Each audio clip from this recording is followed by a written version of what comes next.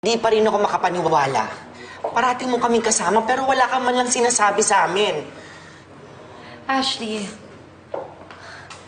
sinabi mo na rin lang naman sa amin ang totoo. Bakit hindi mo pa sabihin lahat? Ha?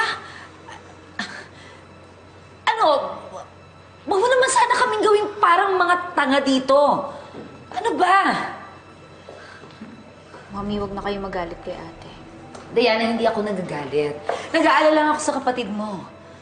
Ano, Ashley? Ha? Kung hindi ka magsasalita sa akin, kung wala kang sasabihin sa akin, mas mahihirapan na kung tanggapin tong sitwasyon mo. Ate naman kasi, dapat intindihin mo rin ang nararamdaman namin. Biglang dumadating yung mga balita sa amin eh. Sorry. I'm sorry sa nagawa ko. Bakit ka nagsasorry, Ashley? Ikaw lang, mami, kasalanan nito, ha? Paano namin maiintindihan kung ano ang sitwasyon mo, kung wala kang sinasabi, kung wala kaming alam? Ano ba? Ano? Iyak ka na lang, ganon. Wala ka pa rin sasabihin sa amin. Iwasan mo na lang kami, ganon, Ashley. Eh kung kinakailangan, mami, gagawin ko yun. Kasi kahit ano naman sabihin ko sa inyo ngayon, wala nang magagawa yun eh. Kaya kahit ungkatin pa natin to, wala nang kwenta. Sure ako, kaya kayo nagkakaganyan kasi kinakahiya niyo na ako.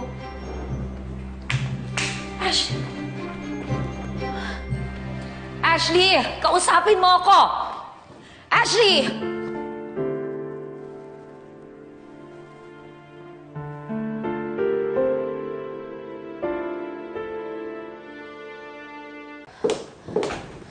Ashley. Mami, pabayaan niyo muna ako. Gusto ko mapag-isa. Ashley, anak. Anak, I'm sorry. I'm sorry kung inakala mo na ikinahihiya kita. Hindi. Hindi, anak. Mahal na mahal kita.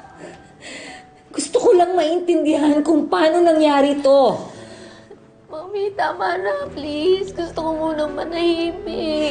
Ako din, Ashley. Gusto ko rin matahimik ang isip ko. Alam mo ba kung anong nararamdaman ko ngayon? Diyos ko. Takot na takot ako. Natatakot ako kasi hindi ko alam kung paano nangyari to sa'yo. Hindi ko alam kung sino yung lalaki, kung sino nakabuntis sa'yo. O baka pinilit ka ba? Ha? Mami, Hindi ko maintindihan kasi wala kang sinasabi sa akin kaya hindi ko na alam kung anong iisipin ko, anak. Mami, wala kayong dapat isipin.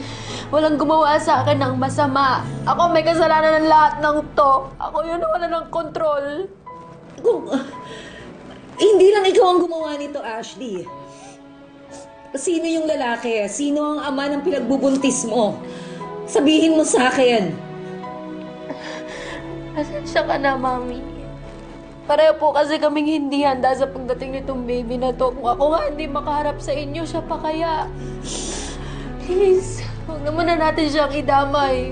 Mahirap na ako eh. Nahihirapan ka. Kung ganun, bakit hindi mo kami nilapitan? Bakit di ka lumapit sa akin?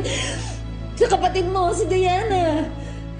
Ashley, alam mo na maiintindihan ka namin.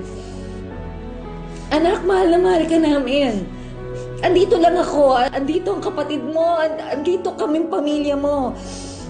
Diyos ko, harapin mo naman ako. Ashley, please, nakikiusap ako sa'yo. Ashley.